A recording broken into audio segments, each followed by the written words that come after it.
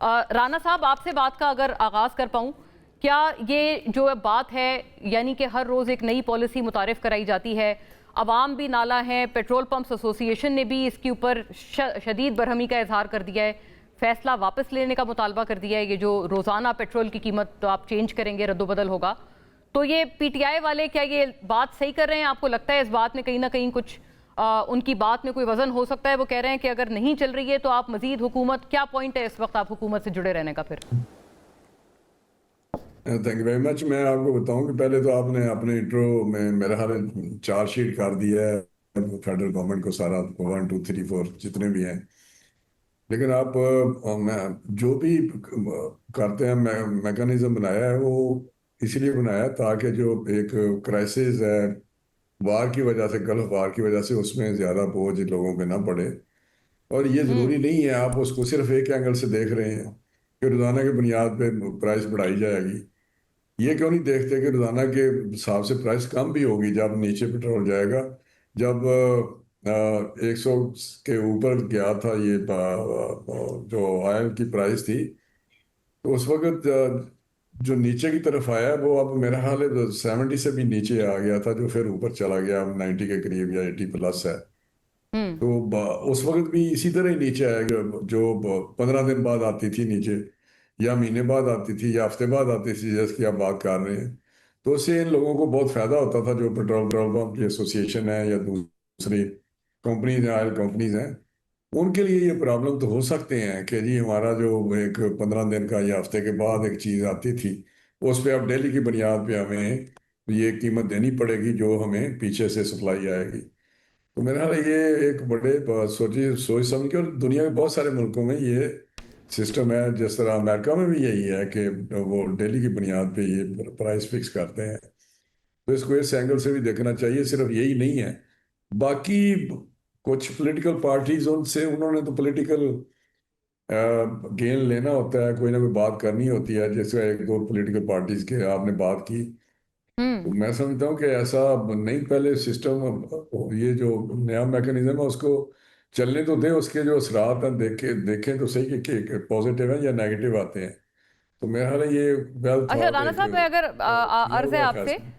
कि बिल्कुल आपने उसका एक पॉजिटिव एंगल भी बताया कि कम भी तो हो सकती हैं, ये बिल्कुल बात बजा है, लेकिन जब वाकईतन कम हो रही थी इस्लामाबाद एमओयू के बाद, तब हुकूमत से ये मांग की गई कि फौरन आपने उस कमी को एक तो नंबर 1 मुंतकिल नहीं किया, और नंबर 2 जितनी कमी थी वो भी मुंतकिल नहीं की गई क्योंकि पेट्रोलियम लेवी बढ़ा दी गई। तो ये भी तो अर्ज है कि अगर ये फैसला उस वक्त हो जाता तब शायद लोग ये अज्यूम कर चलें कमी भी मिलेगी, हमें सिर्फ इजाफा नहीं मिलेगा, क्योंकि अब तो जो एस्केलेशन हो गई है ईरान और अमेरिका की, उसमें तो कमी मतलब इन नियर फ्यूचर तो नजर नहीं आ रही बिल्कुल। और बजटिंग कैसे होगी, ये ये घर का आप बजट कैसे बनेगा? दुनिया और ये जो दुनिया निर्ख बढ़ाए जा रहे हैं आप ट्रांसपोर्टर्स, ये कुछ कंसर्न्स है प्लीज।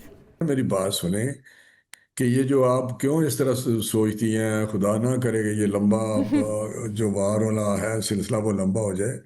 जी। इसको जल्दी अल्लाह ताला ख़त्म करे, क्योंकि वार का जो सबसे ज़्यादा इम्पैक्ट आता है वो पाकिस्तान पे आता है, ईरान और जो इसराइल और अमेरिका की हो रही है, क्योंकि हम उसके साथ हैं, इस खित्ते में बिल्कुल हम्म। साथ हैं। और हमारी 90% की जो रिक्वायरमेंट है ऑयल की, वो हम इंपोर्ट करते हैं।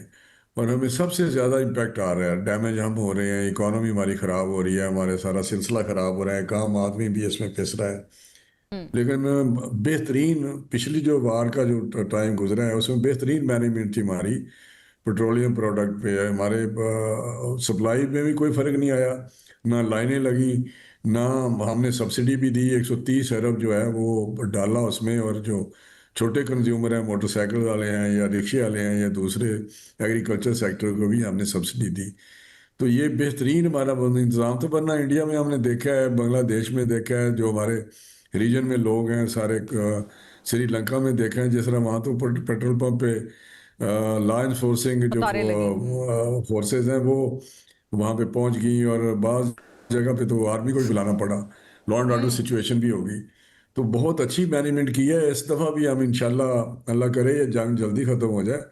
जो जो कोशिश करेंगे हम, जितना भी इसको बेहतर मैनेज कर सकते हैं करें, और वो जो है वो ज़्यादा ना एक आम आदमी पे आए। बाकी जब पेट्रोल बढ़ता है, डीजल बढ़ता है, तो नेचुरली जो हमारे ओवरऑल है इसका इम्पैक्ट आता है, वो कोई अच्छा नहीं आता।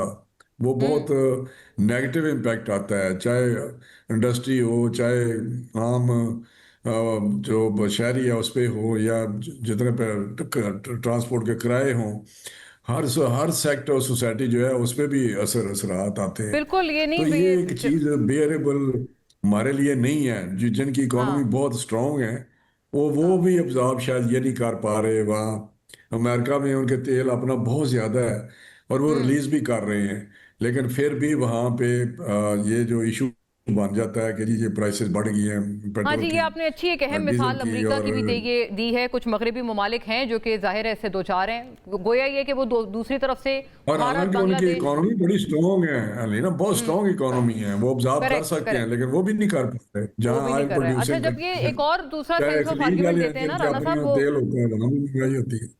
सही बात है। जी। एक दूसरा आर्गुमेंट वो देते हैं कि भाई आप बांग्लादेश भी है मिसाल, भारत भी है, तो चलें उसकी तरफ भी आते हैं एक अगले उसमें। बट कायरा साहब, आपका क्या ख्याल है, ये फैसला रोजाना कीमतों में रद्दोबदल करने का, अभी राना तनवीर साहब ने बताया कि ये आवाम को प्रोटेक्ट करने के लिए है, क्या आप समझते हैं कि इससे आवाम की प्रोटेक्शन महंगाई के खिलाफ हो पाएगी? नंबर 1। और साथ साथ ये भी बता दें कि बिलावल साहब जैसे मुतालबा कर रहे हैं कि आप अपना हरमस खुलवा सकते हैं तो कश्मीर खुलवा दें, तो बिलावल साहब अपोजिशन में तो नहीं है ना सर, आप तो इत्तेहादी हैं। आप खुद भी कहें गवर्नमेंट को तो वो, मतलब आप कहें उनको, वो खोल देंगे। You are very much a part of the government. पहली गुजारिश यह है कि पेट्रोलियम के हवाले से दुनिया के ममालिक में बहुत सारे ममालिक हैं जहाँ डीरेगुलेटेड ये सेक्टर है, और कुछ ममालिक हैं जहाँ पे ये रेगुलेटेड सेक्टर है, जहाँ पे हुकूमत कीमतों का तयन करती है। हम उन ममालिक में हैं। यूरोप और अमेरिका में डीरेगुलेटेड है, तो वहां तो एक दिन के अंदर आप एक पेट्रोल पंप पे जाए तो एक कीमत है, दूसरे पे जाए तो दूसरी कीमत होती है। सो वो एक और तरह की इकोनॉमी, एक और तरह का डिजाइन वहां पे चल रहा है।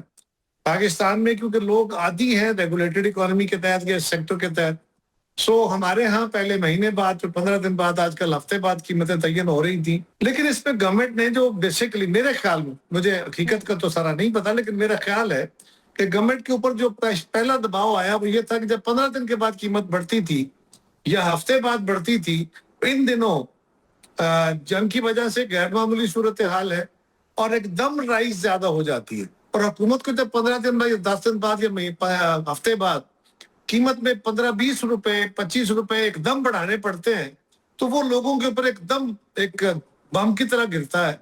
लोग उस पर एहतजाज करते हैं, और उसका इफेक्ट कम करने के लिए कि अब वो ग्रेजुअल डेली लेवल पे जो चीजें एडजस्टमेंट होंगी, वो कीमत करेंगे तो ये ग्रेजुअल एडजस्टमेंट होगी, हफ्ते बाद जाके वही आ जाएगी टोटल कीमत, लेकिन डेली का इम्पैक्ट कम होगा। और दूसरी तरफ इसका एक इम्पैक्ट ये होता है कि जब कीमतें कम होती हैं तो उसमें अगर फौरी तौर पे कीमतें कम की जाए, जिस तरह पिछले दिनों की गई, तो उसका नुकसान ये होता है कि जो ऑयल मार्केटिंग कंपनीज हैं वो चीख पड़ती है कि आपने इतना बड़ा, फर्ज करे 15-20 या 40 रुपए का एकदम अगर ड्रॉप दे दिया, तो उनके पास पड़ेंगे वो स्टॉक पे, तो उनको नुकसान होगा। लिहाजा उनको भी एडजस्टमेंट में टाइम मिले थोड़ा सा, ये एक कोशिश की गई है, लेकिन पाकिस्तान के लोग इसके लिए तैयार नहीं है। ट्रांसपोर्टर अपनी मर्जी से किराए बढ़ाएंगे, वापसी जरा कम करते हैं, हुकूमत पूरी कोशिश भी करे तब भी वो सारे असरात मुमकिन नहीं हो खत्म नहीं पाएगा। कर सकती, और पेट्रोलियम प्रोडक्ट की कीमतों का बहाना करके महंगाई बढ़ जाती है। और तीसरी बात यह है कि जो ऑगरा है, जो रेगुलेटर है, उसके पास तो कोई मैकेनिज्म नहीं है कि वो कीमतों का तयन करा के उसके बाद उसकी इम्प्लीमेंटेशन करा सके। ये काम तो सुबह ही हुकूमतों का होता है।